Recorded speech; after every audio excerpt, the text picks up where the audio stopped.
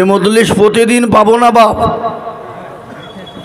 বাজার প্রতিদিন হবে, প্রতিদিন পাবো আমরা। সুতরাং মাদ্রাসার এই জালসা সবথেকে বড় দুঃখ হচ্ছে যে 7:30টা বেজে যাচ্ছে, তারপরও এখনো পর্যন্ত জালসার মেহফিলে মানুষ নাই, সব বাজারে ভিড়। এ দুঃখ আরে বেদনা কোথায় রাখবো বাপ? ছি ছি ছি ছি ছি ছি ছি। এই দুঃখ আরে বেদনা কোথায় রাখা যায়? খুনিয়াপুকুর এত বড় গ্রাম, এত মানুষের সমাগম, অথচ জালসার প্যান্ডেলে এসে মাদ্রাসার জালসা এ তো গোটা 20-30 লোক বসে, কিন্তু বাজারে তো জায়গা নাই, এত ভিড়, এত চাপ। তাতে আবার আজকে আবার কোন তারিখ জানেন? ফেব্রুয়ারি কত তারিখ? কিসের দিবস? আজকে হলো ভালোবাসার দিবস। তো ভালোবাসার দিবস তো লয় বাবা, কুত্তা আর কুত্তির দিবস।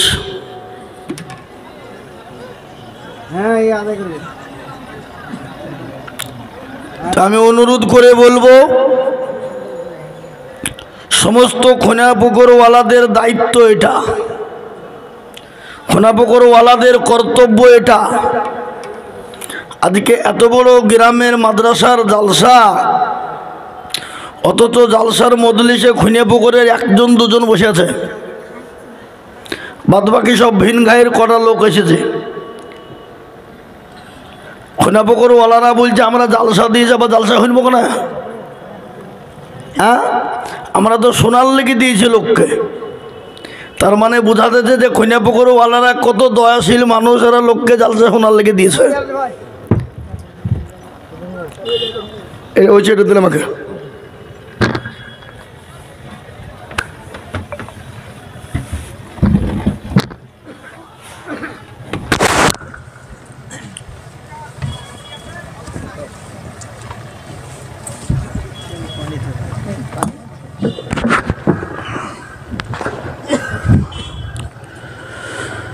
তো মোহতারাম বুজুর্গ দোস্ত, আমরা কেউ বিলম্ব দেরি করব না। যারা যেখানে যে অবস্থায় আছি একটু আগে আসুন, চলে আসুন। তারপরও আবার দেখলাম ওখানে গেট করেছে খাবার ফ্রি, কিসে কি গেট বলে, ডেলিগেট ফ্রি করে দিয়েছে। আরো মজা নাকি? ডেলিগেট ফ্রি মানে আরো মজা, মানে খাবে আর বাজারে ঘুরবে। ও জালসা হইলেই বাকি আর না হইলেই বাকি। আর আমাদের দেশে আজকাল জালসা মানেই মেলা, আর মেলা মানেই যুবক আর যুবতীদের খেলা। মেয়ের বাপ মেয়ের মা মনে করছে ভালো জায়গায় যাবে, ভালো জালসা জিনিস, যা ঘুরিয়াই যত রকমের একেবারে ঝকঝকে একেবারে কাপড় যা আছে সব পরবে। আমি অনুরোধ করে বলবো, মা বোনেরা যদি বাজার ছেড়ে দেয়, ছেলেরা আপসাপ বাজার থেকে চলে আসবে। কি বলছেন আপনারা বলুন, ঠিক না বেঠে? ওটা কবি বলেনি, নারী জাতি কমলতি কিবা মন্তর জানে, নারী জাতি কমলতি কিবা মন্তর জানে, আর প্রেমের রশি গলায় দিয়ে আস্তে আস্তে টানে। শহরে বাজারে দেখো নারীদের ঢল, শহরে বাজারে দেখো নারীদের ঢল, এ পর্দাবিহীন চলে তারা করে ঝলমল। কি গো, পর্দা নাই, পর্দাবিহীন তারা চলে, আর যত রকমের ঝলমুলি পোশাক আছে সেদিন পড়বে, লোককে দেখাবে, দেখ। ছি ছি ছি ছি। আজকে গোটা আন্দোলন গোটা পৃথিবী জুড়ে চলছে বাপ, পর্দার ব্যাপারে আন্দোলন চলছে কিনা ধরে বলুন। আল্লাহু আকবার। আপনারা খবরে দেখেছেন, শুনেছেন, এই গত বৃহস্পতিবারের দিন আমাদের ভারতবর্ষের একটা রাজ্যে কি গো, কর্ণাটক, একজন জননী, একজন মা, একজন মেয়ে, একজন আপনার আমার মেয়ে, আপনার আমার বোন, গোটা পৃথিবীকে লড়িয়ে দিয়েছে। দিয়েছে না দেয়নি? জোরে বলুন সুবহানাল্লাহ। গোটা পৃথিবী লড়ে গেছে বাবা, এক ধ্বনিতে। ওদের যত হাজার ধ্বনি ছিল, এক তকবীরের কারেই সমস্ত ধ্বনি নাচতে নাবদ হয়ে গেছে। কি গো, হয়েছে না হয়নি? জয় শ্রীরামকে ঢেকে দিয়েছে। হাজারো কুত্তা জয় শ্রীরাম বলেছিল, কিন্তু একজন জননী মহিলা, সে নারায়ে তকবীর, আল্লাহ আকবার, আল্লাহ সবসে ऊंचा है, আল্লাহ সবসে বড়া है, তিনি ধ্বনি দিয়ে গোটা পৃথিবীকে তাক লাগিয়ে দিয়েছে। দিয়েছে না দেয়নি? আজকে মুসলমানদের কর্তব্য হলো ওই মহিলা, ওই মেয়েটাকে স্মরণ করে, লক্ষ্য রেখে প্রতিটি মা এবং বোনকে হিজাব পরে চলা, এবং আমাদের যে ঘরের মেয়েরা স্কুলে পড়ে তাদের হিজাব এবং বুরখা পরে যাওয়া, এটা এখন জরুরি। এটা নিয়ে গোটা তোলপাড় চলছে, গোটা ওয়ার্ল্ডে, গোটা পৃথিবীতে। কিন্তু মোহতারাম বুজুর্গ দোস্ত, আমরা মুসলমান দেখা শোনার পরেও আমরা শুধরাইলাম না বাপ। আর কবে শুধরাবো? আজকে যদি আমরা শুধরে যেতাম, এখানে প্রায় 7:30 পৌনে 8টা বেজে গেল, জালসার প্যান্ডেল এতগুণ ভরপুর হয়ে যাওয়ার কথা, ঠিক কিনা জোরে বলুন? কিন্তু দেখেন গা, বাজারে ভরপুর, কিন্তু জালসার প্যান্ডেলে নাই। তা আল্লাহ আমাদেরকে হেদায়েত করুক, সুবুদ্ধি দান করুক, এবং নেক আমল করার তৌফিক দান করুন বলি আল্লাহুম্মা আমিন। জোরে বলি আল্লাহুম্মা আমিন। আউযু বিল্লাহি মিনাশ শাইতানির রাজীম। বিসমিল্লাহির রহমানির রহিম।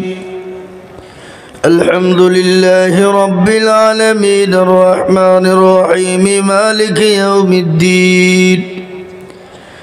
إياك نعبد وإياك نستعين. اهدنا الصراط المستقيم، صراط الذين أنعمت عليهم غير المغضوب عليهم ولا الضالين. صدق الله العظيم. الحمد لله كفى والسلام على عباده الذين اصطفى. أما بعد، فقد قال الله تبارك وتعالى في كلامه المجيد وفي الفرقانه الحميد. أعوذ بالله من الشيطان الرجيم. بسم الله الرحمن الرحيم. إنا نحن نزلنا الذكر وإنا له لحافظون. وقال عز وجل في موضع آخر: إن الدين عند الله الإسلام. وقال النبي صلى الله عليه وسلم: خيركم من تعلم القرآن وعلمه، أو كما قال عليه الصلاة والتسليم. وقال النبي صلى الله عليه وسلم: لا يؤمن أحدكم حتى أكون أحب إليه من ولده وولده والناس أجمعين. متفق عليه. আলহামদুলিল্লাহ। আজকের এই সভার নির্ধারিত, নির্বাচিত, মানিনীত, সম্মানিত যোগ্যতম সভাপতি সাহেব, শ্রদ্ধেয় উলামা একরাম ও তুলাবায়ে আজিজ, হাজরানে মজলিসের বাবা জীবন ভাইয়েরা, পদ্মার আড়ালের পদ্মার নাসিনা মা খালারা বোনেরা, রইল শ্রীমতো সালাম। আল্লাহ সুবহানাহু ওয়া তাআলার লাখো শুকরিয়া যে আল্লাহ আপনাকে আমাকে বড় ভালোবেসে রহম ও করম করে দিনী মজলিসে দিনী মজমাতে বসার তৌফিক দিয়েছে বাবা। তার জন্যে সকলেই মহব্বতের সাথে বলি অন্তর থেকে আলহামদুলিল্লাহ। একটু জোরে সরে বলি আলহামদুলিল্লাহ। তারপরে পরেই বিশ্বনবী, দয়ার নবী, পেয়ারা নবী, নবীদের নবী, নবীকুলের শিরোমণি মা আমিনার লাল মরুর দোলাল তাজদারে মদিনা আহমদে মুস্তফা মুহাম্মদে মজদবা, সকলে বলুন সাল্লাল্লাহু আলাইহি ওয়াসাল্লাম। তিনার উপরে দুরূদ ও শান্তির ধারা বর্ষিত হোক, বলি আল্লাহুম্মা আমিন। একটু জোরে বলি আল্লাহুম্মা আমিন। মুহতারাম, এই মজলিস বড় দামি মজলিস বাপ। এটা দামি মজমা, দামি মজলিস। প্যারা নবী বলেছেন এই মজলিসে যারা বসবে তারা অতি ভাগ্যবান। আর এই মজলিসে বসার কারণে আল্লাহ তার পেছনে তামাম গুনাহগুলাকে মাফ করে দেবে। একটু জোরে সুবহানাল্লাহ বলুন। এই মজলিস এত বড় দামি বাপ। আর কত দামি! এই মজলিসের চতুর্দিককে ঘিরে নিয়ে দাঁড়িয়ে আছেন কারা? কারা? ফেরেশতারা।